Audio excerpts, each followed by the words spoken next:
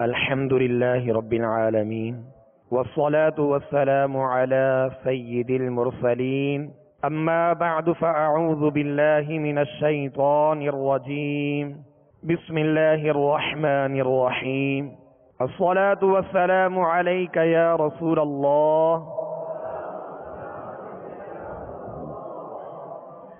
الصلاة والسلام عليك يا حبيب الله الصلاة والسلام عليك يا نبي الله وعلى آلك وأصحابك يا نور الله.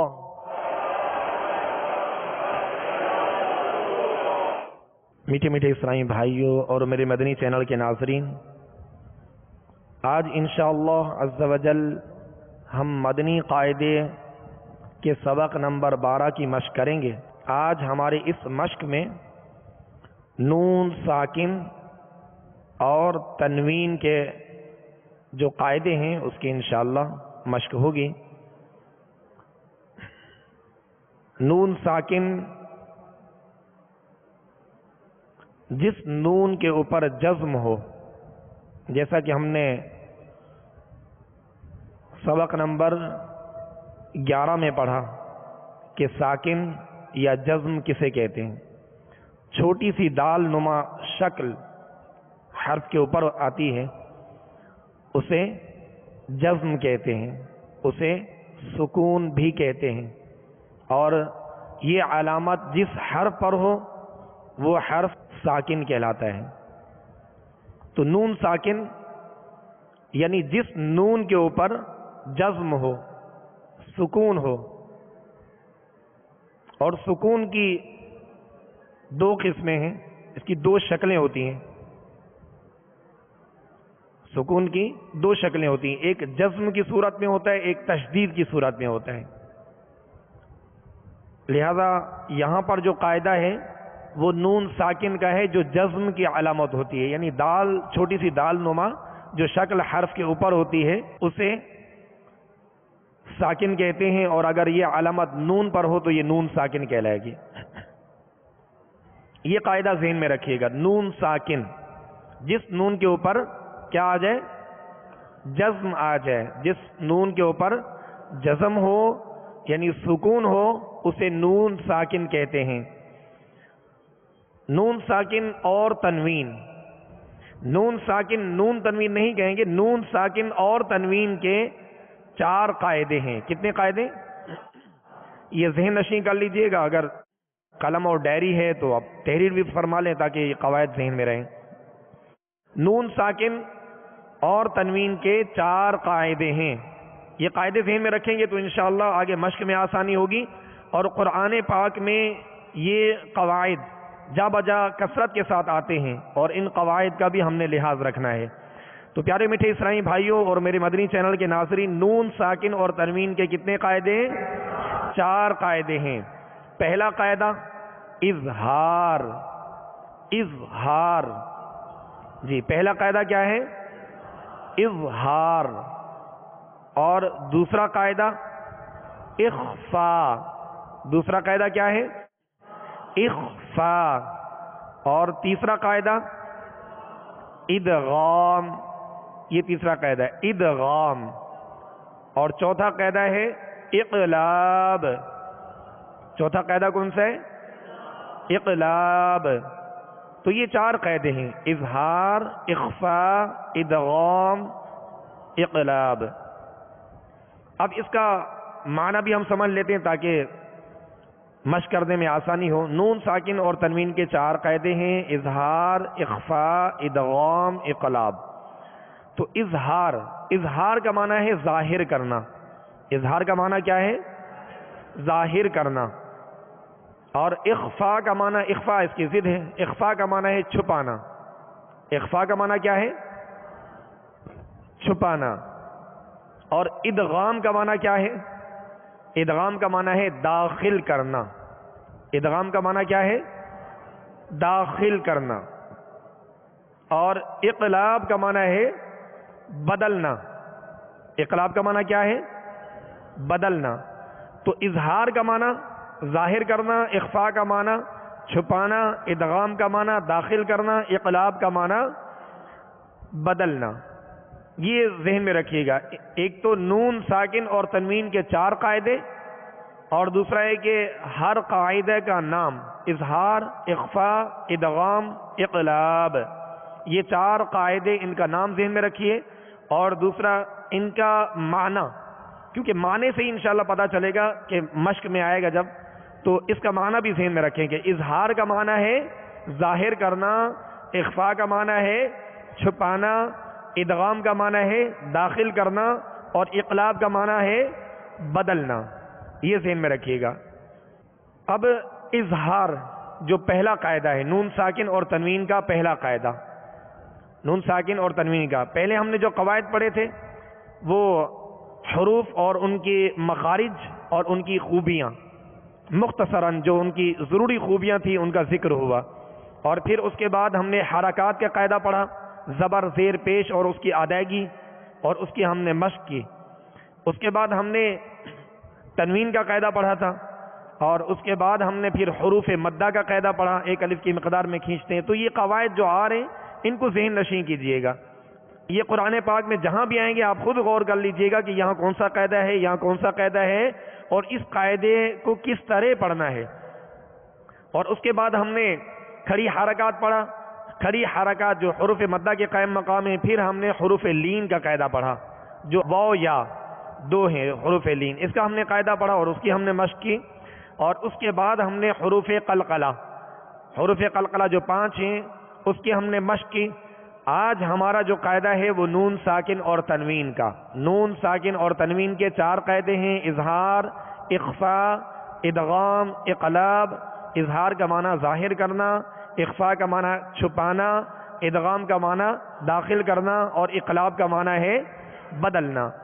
تو پیارے میٹھے اسلامی بھائیوں اور میرے مدنی چینل کے ناظرین، پہلا قاعدہ نون ساکن اور تنوین کا اظہار.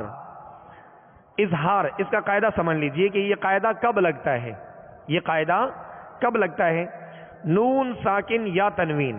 نون ساکن یعنی وہ نون جس کے اوپر جزم ہو، دال نما شکل ہوتی ہے، تو وہ اگر نون کے اوپر یہ علامت ہو تو اسے نون ساکن کہتے ہیں.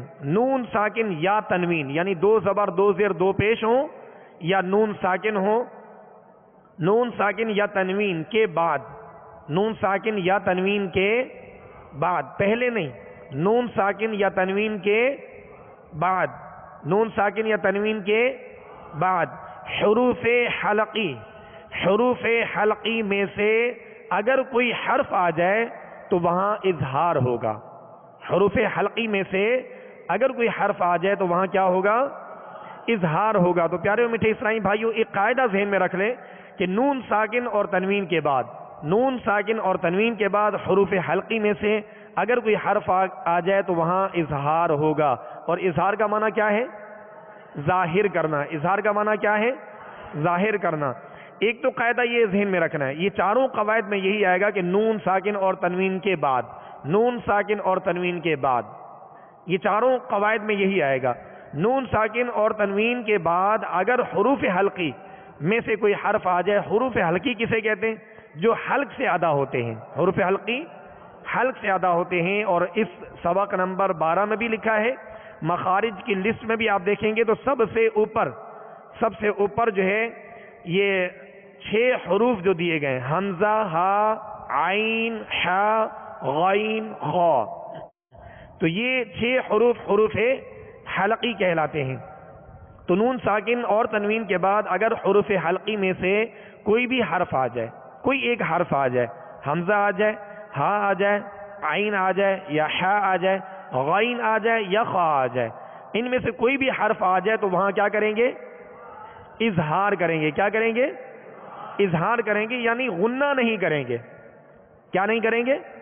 غنہ نہیں کریں گے، کیونکہ نون ساکن اور تنوین کی آواز ناک میں جاتی ہے. نون ساکن اور تنوین کی آواز ناک میں جاتی ہے. جیسے انعمت، تو ان اب ناک میں گئی، انعمت، انعمت. اب اس میں غنہ نہیں کریں گے. غنہ کسے کہتے ہیں؟ کہ ایک الف کی مقدار میں آواز کو ناک میں لے جا کر ٹھہرانا. ناک میں آواز کو ظاہر کر دینا، ٹھہرانا ایک الف کی مقدار، جیسے انتم یا ان، تو یہ غنہ کہلاتا ہے، یہ غنہ کہلاتا ہے۔ اور غنے کا مخرج جو ہے وہ ناک کا بانسا ہے۔ کیا ہے؟ ناک کا بانسا، یہ غنے کا مخرج ہے، یعنی غنہ یہیں سے ادا ہوتا ہے، غنہ ناک سے ادا ہوتا ہے، اور ناک میں ایک الف کی مقدار اگر ہم نے آواز کو ٹھہرا دیا تو یہ غنہ کہلائے گا۔ غنہ کی ہم نے دو قسمیں شروع میں پڑھی تھی، غنہ آنی اور غنہ زمانی۔ غنے کی کتنی قسمیں ہیں؟ دو قسمیں، غنہ آنی، حمزہ ہے اس میں آنی، غنہ آنی اور غنہ زمانی، ٹھیک ہے؟ تو غنہ آنی جو ہوتا ہے وہ کسی چیز کا محتاج نہیں ہوتا۔ غنہ آنی نون اور میم کی صفت لازمہ ہے، یہ وہ خوبی ہے جو لازم ہے، صفت خوبی کو کہتے ہیں، لہذا نون اور میم کی غنہ آنی جو ہے یہ صفت لازمہ ہے، اور اس کی کوئی مقدار بھی نہیں کہ جیسے نون اور میم کو ادا کریں گے تو یہ غنہ خود بخود ادا ہو جائے گا۔ حالانکہ نون کا مخرج ناک نہیں ہے، نون کا مخرج ناک نہیں ہے، میم کا مخرج ناک نہیں ہے، مگر تھوڑی سی آواز جو ناک کی طرف سے لوٹ کر آ رہی ہے یہ غنہ ہے، اور اسے کہتے ہیں غنہ آنی، یعنی اس کی مقدار نہیں ہے۔ حرف نون یا حرف میم کے ادا ہوتے ہی یہ ادا ہو جاتا ہے، غنہ آنی، غنہ آنی۔ جیسے وما کا ما ناک سے آواز لوٹی، ٹھیک ہے؟ آنا نا، تھوڑی سی آواز آپ محسوس کریں گے پڑھ کر، نون، تو یہ ناک سے جو آواز لوٹ رہی ہے یہ غنہ آنی ہے، یہ غنہ آنی کہلاتا ہے، اور یہ کسی سبب کا محتاج نہیں ہے۔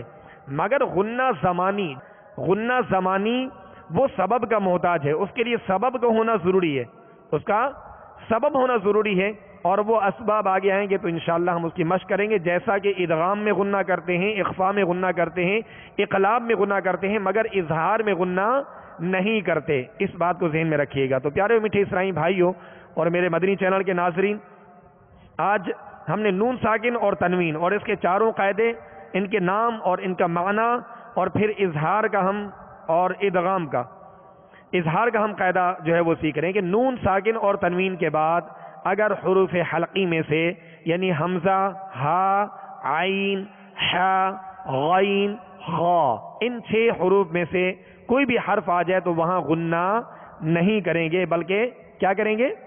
اظہار کریں گے۔ کیا کریں گے؟ اظہار کریں گے، یہاں اظہار کا قاعدہ ہوگا۔ جیسے سورہ فاتحہ میں ہم پڑھتے انعمت، اس کو ہم یوں نہیں پڑھیں گے انعمت، تو یہ جو آواز ٹھہرائی یہ غنہ کہلایا۔ اب نون ساکن ہے، نون ساکن کے بعد عین آ گیا، عین حروف حلقی میں سے، عین حروف حلقی میں سے، اب یہاں غنہ نہیں کریں گے، انعم،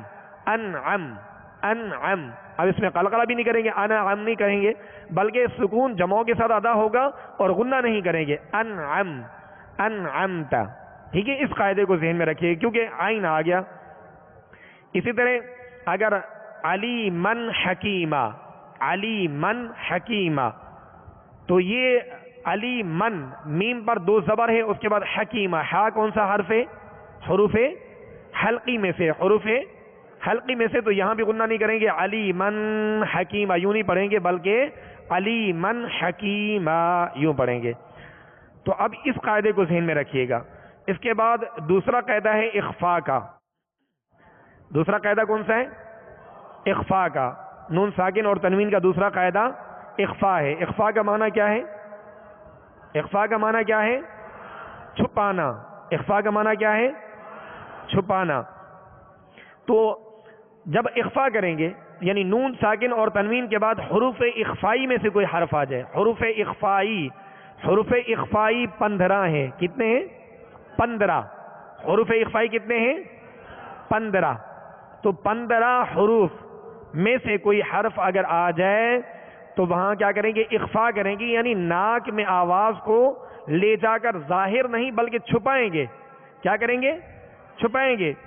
جیسے اس سبق نمبر 12 میں آپ تیسری لائن میں دیکھیں گے، من جوع، تو جو ہم نے پڑھا من، اب اس کو من ایک دم واضح نہیں بلکہ چھپائیں گے، ظاہر نہیں کریں گے اس گنے کو ناک میں جا کر، بلکہ چھپائیں گے. من جو نہیں بلکہ من جو، من جو. آواز محسوس ہو رہی نا آپ کو؟ ایک ظاہر کرنا من اور ایک من. تو یہ من جو میں کہہ رہا ہوں یہ ہے چھپانا، اور یہ اخفاء کا طریقہ ہے، یہ اخفاء کے غننے کا طریقہ ہے. لہذا حروف اخفائی بھی آپ یاد کر لیجئے گا. تا، سا، جیم، دال، ذال، زا، سین، شین، صاد، ضاد، طا، وا، فا، قاف، کاف. تو نون ساکن اور تنوین کے بعد اگر حروف اخفائی میں سے ان 15 حروف میں سے اگر کوئی حرف آ جائے تو وہاں کیا کریں گے؟ اخفاء کریں گے. کیا کریں گے؟ اخفاء کریں گے. اور اخفاء کا معنی کیا ہے؟ چھپانا. تو ناک میں آواز کو کیا کرنا ہے؟ ظاہر نہیں بلکہ چھپانا ہے. اس قاعدے کو ذہن میں رکھیے گا. آج ہم نے ان 2 قاعدوں کو سیکھا، اب ہم اس کی انشاءاللہ مشق کریں گے. لہذا تمام اسرائی بھائی ان دونوں قواعد کو پیش نظر رکھتے ہوئے، ان کو ذہن میں رکھتے ہوئے خوب توجہ کے ساتھ اس کی مشق کیجیے تاکہ اس میں پختگی ہو اور یہ قاعدے آسانی سے ہمیں یاد رہیں. اعوذ باللہ من الشیطان الرجیم.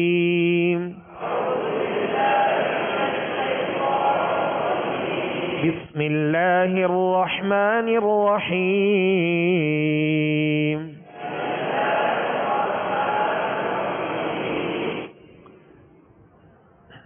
میم، نون، زیر من،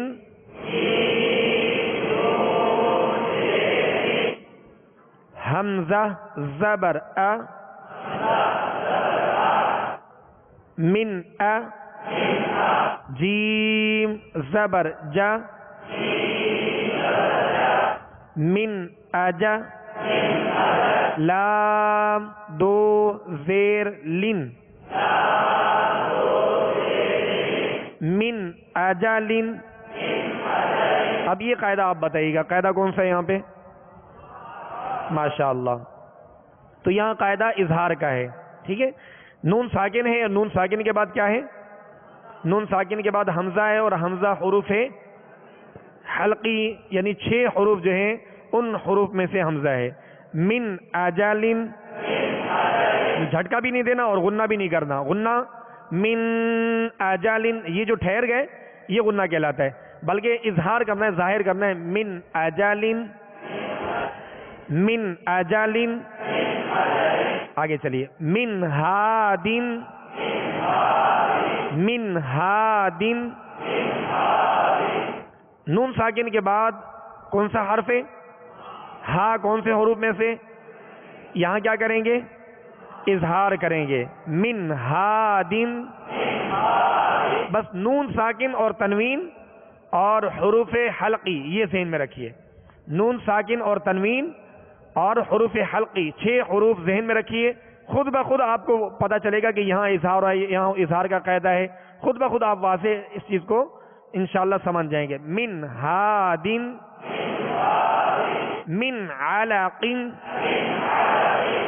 من علق، من حکیم، من حکیم. اب یہ ترتیب سے جو ہے مدنی قاعدے میں پیارے اسلامی بھائی اور میرے مدنی چینل کے ناظرین آپ دیکھ رہے ہوں گے کہ یہ ترتیب سے حروف حلقی دیے گئے، قواعد دیے گئے. اب ہم نے پڑھا من اجالن تو حمزہ ہا عین ہا غین خا یہ حروف حلقی ہیں. حمزہ ہا عین ہا غین خا. آپ دہرائیے.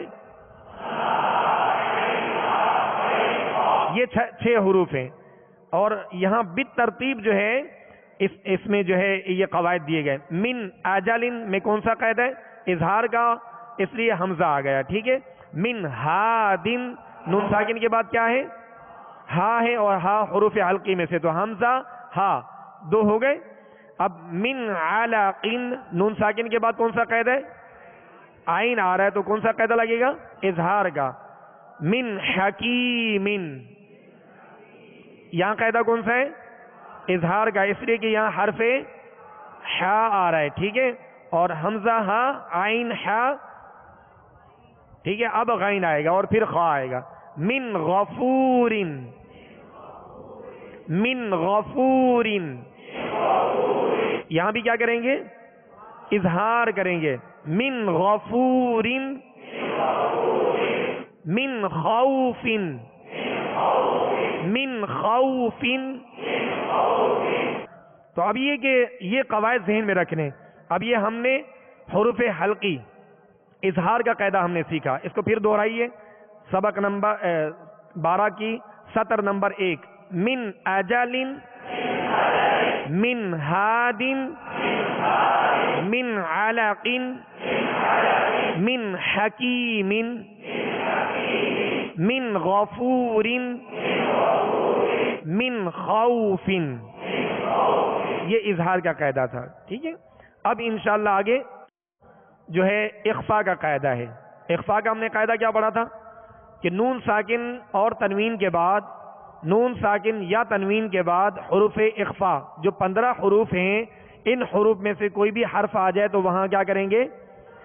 اخفاء کریں گے اور غنہ کریں گے، اور غنہ ناک میں آواز چھپا کر کریں گے، ٹھیک ہے. غنے کی آواز کو چھپا کر کریں گے، ایک دم ظاہر کر کے نہیں. ایک غنہ ہوتا ہے من، ایک ہوتا ہے من، تو آواز کو ناک میں لے جا کر چھپائیں گے، ٹھیک ہے. اب اس کو پڑھتے ہیں ہم.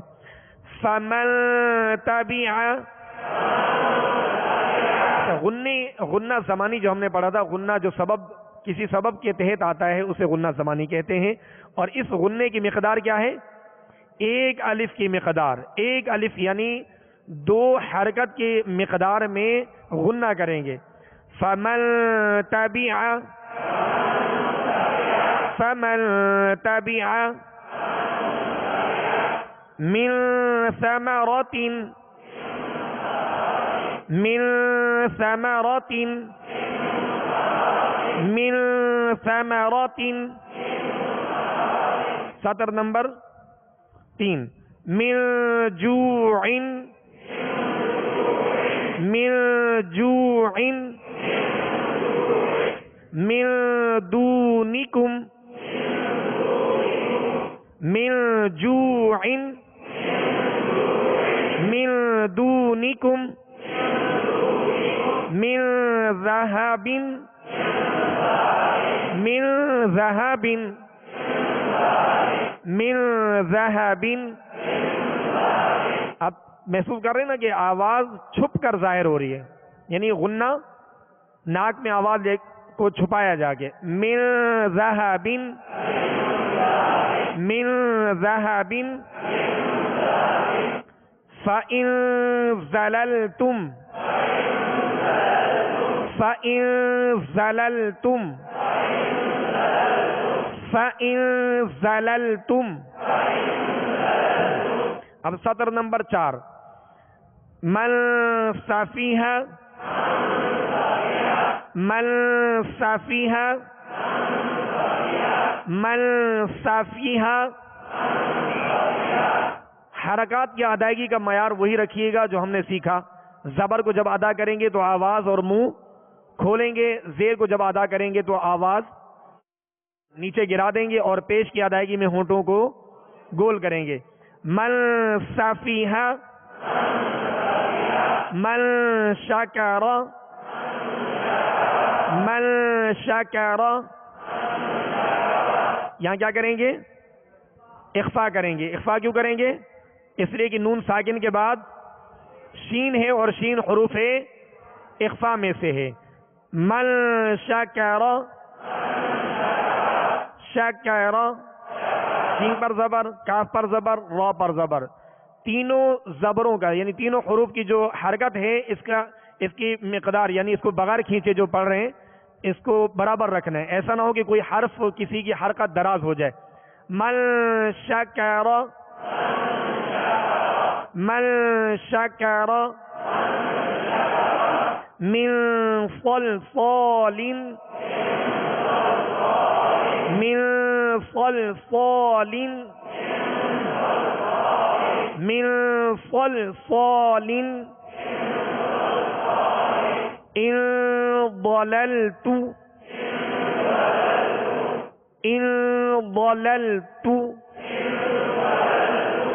تو پیش ادا کریں گے تو جی ان ضللت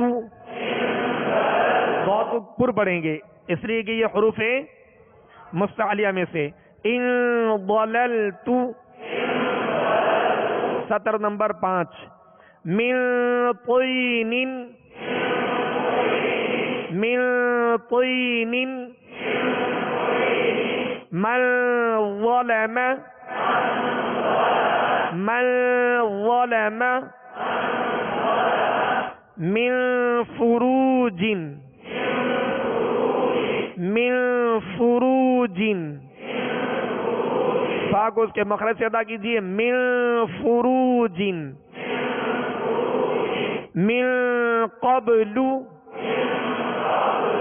قاف کو پر پڑھیں گے حروف مستعلیہ میں سے ہے اور من پہ غنہ کریں گے اخفاء کا غنہ ہے من قبل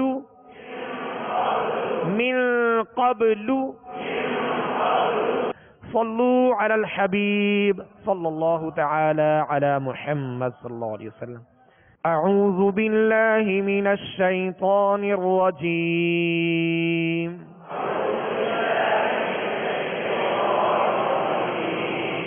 بسم اللہ الرحمن الرحیم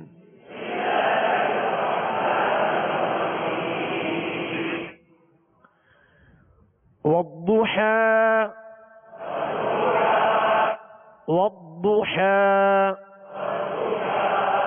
ضاد پر پیش ہے ہونٹوں کو گول کر کے پڑھیں گے اور ضاد کو پر پڑھیں گے اس لیے کہ حروف مستعلیہ میں سے ہے اور والضحى حا پر کھڑا زبر ہے ہا پر کھڑا زبر ہے تو جیسے یہ لکھا ہے اسی طرح وقف کریں گے اور یا جو ہے یہاں نہیں پڑھیں گے والضحى واللیل اذا سجا والضحى واللیل اذا سجا ما ودعك ربك وما قلى ما ودعك ربك وما قلى پیارے اسلامی بھائیو یہاں دیکھیں ما ہم نے اس کو کھینچا ودعک دال پر عین پر کاف پر کیا ہے زبر ہے آواز اور منہ کھول کر پڑھیں گے اور کھینچیں گے نہیں دراز نہیں کریں گے حرکات کو جیسے ہم نے پڑھا تھا مدنی قاعدے میں وہی معیار رکھیے اور وہی انداز رکھیے ما ودعک دعک دعک ودعک سمجھ رہے نا آپ اور اسی طرح ربک ربک ربک نہیں ربک ایسے نہیں بلکہ با پر صرف پیش ہے تو اس کو بغیر کھینچے پڑھیں گے اور معروف طریقے سے ہونٹ گول کر کے پڑھیں گے ربک کاف کو بھی نہیں کھینچیں گے وما یہاں الف مدہ آ گیا ٹھیک ہے اب یہ تمام قواعد اور حرکات کی ادائیگی ذہن میں رکھیے گا اگر یہاں پر ہم نے کھینچ دیا تو حرف مد پیدا ہو جائے گا کیا ہوگا حرف مد جیسے کسی نے پڑھا ودعک تو کاف کے ساتھ الف مدہ پیدا ہو گیا تو حرف لفظ کے اندر حروف کا گھٹانا یا بڑھانا یہ بڑی غلطی کہلاتی ہے کیا کہلاتی ہے بڑی غلطی کہلاتی ہے لحن جلی کہلاتی ہے اور اگر یہ غلطی سرزد ہو جائے تو بسا اوقات معنی بھی بدل جاتے ہیں ما ودعك ربك وما قلى وَلَلْآخِرَةُ خَيْرٌ لَكَ مِنَ الْأُولَى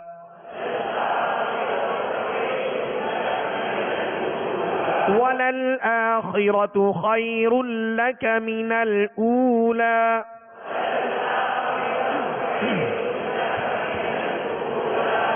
خیر اللہ خی پہ کون سا قاعدہ ہے یا لین کا ماشاءاللہ وَلَلْآخِرَةُ خَيْرٌ لَكَ مِنَ الْأُولَى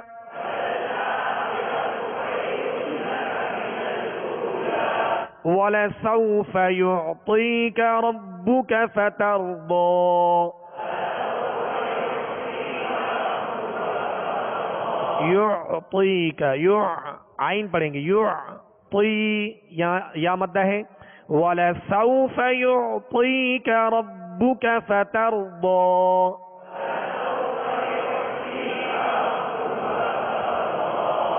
أَلَمْ يَجِدْكَ يَتِيمًا فَآوَى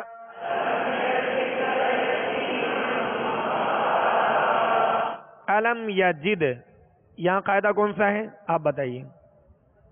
قلقلہ کریں گے ماشاءاللہ، اس لیے کہ یہ دال حروف قلقلہ میں سے اور ساکن ہے یہاں پہ. الم یجدک یتیما فآوى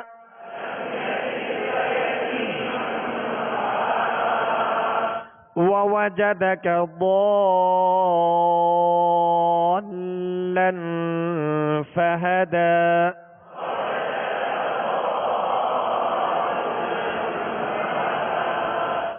ووجدك. اب ان پر سب پر زبر ہے تو ان کو کھینچنا نہیں. ووجدك ووجدك، ٹھیک ہے. ووجدك ضالا فهدى.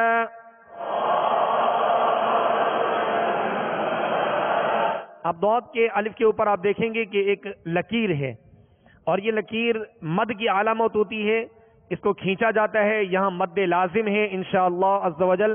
مدنی قاعدے میں اس کا بھی سبق آئے گا اور اس کی مشق کریں گے کہ مدات کی انشاءاللہ آپ بھی جب ہم سیکھیں گے تو آپ کو آسانی ہوگی. لہذا یہ علامت جو اوپر لکیر ہے تو یہ کھینچنے کی علامت ہوتی ہے، اس کو دراز کریں گے. وَوَجَدَكَ ضَالًّا فَهَدَى.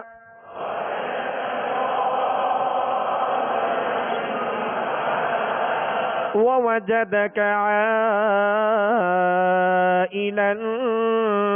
فَأَغْنَى.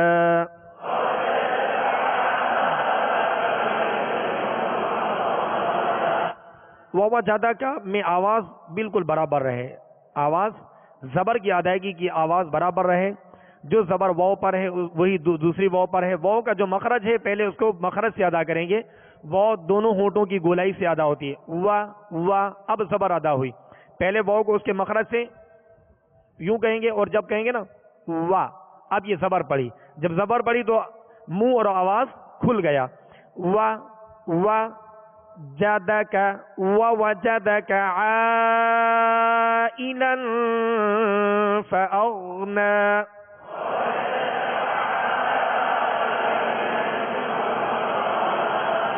تو عین کو ہم جو کھینچا، عین کے ساتھ الف مدہ ہے اور اس کے اوپر آپ دیکھیں گے کہ یہ لکیر ہے. یہ جو اوپر ہے اس کی علامت ہے کہ اس کو ہم نے دراز کرنا ہے. آگے قاعدہ ہے عائلن، لام پر کیا ہے؟ دو زبر کی تنوین، ٹھیک ہے. اس کے بعد کون سا حرف ہے؟ فا. فا کون سے حروف میں سے؟ ماشاءاللہ حروف اخفا میں سے. یہاں کیا کریں گے؟ غنہ کریں گے. وَوَجَدَكَ عَائِلًا فَأَغْنَى.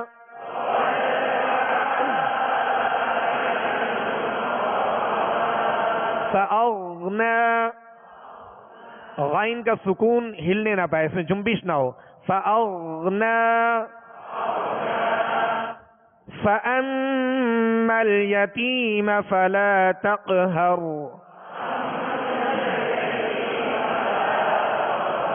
تق قاف پہ کون سا قاعدہ ہے؟ قلقلہ. ماشاءاللہ. فَأَمَّا الْيَتِيمَ فَلَا تَقْهَرْ. وَأَمَّا السَّائِلَ فَلَا تَنْهَرْ.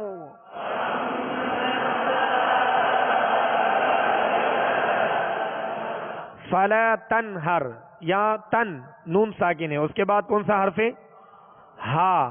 کیا کریں گے یہاں پر؟ اظہار کریں گے، ظاہر کر کے پڑھیں گے. یہاں تنہر نہیں پڑھیں گے، غنہ نہیں کریں گے. فَلَا تَنْهَرْ. وَأَمَّا السَّائِلَ فَلَا تَنْهَرْ.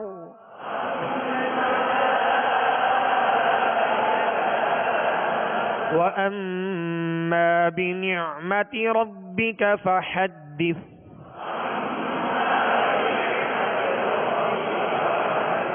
وَأَمَّا بِنِعْمَةِ رَبِّكَ فَحَدِّثْ.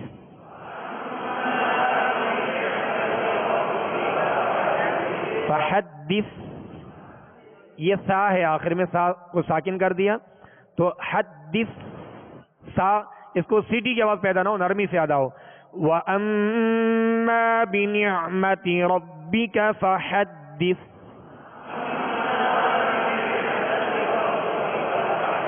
صدق اللہ العظیم. صلوا علی الحبیب صلی اللہ تعالی علی محمد.